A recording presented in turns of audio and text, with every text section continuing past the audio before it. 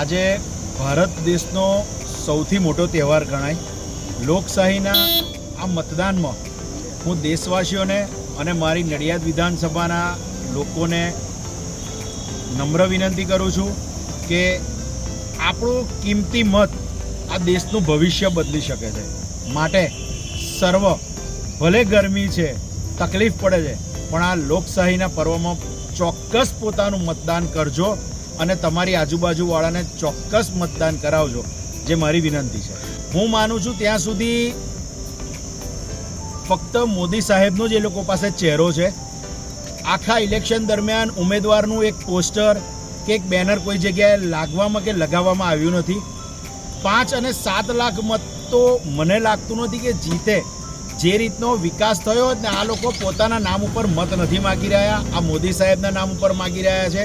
માટે હું માનું છું કે એ શક્ય જ નથી। કદાચ કોંગ્રેસના ઉમેદવાર જીતશે એવું 100% લાગે છે।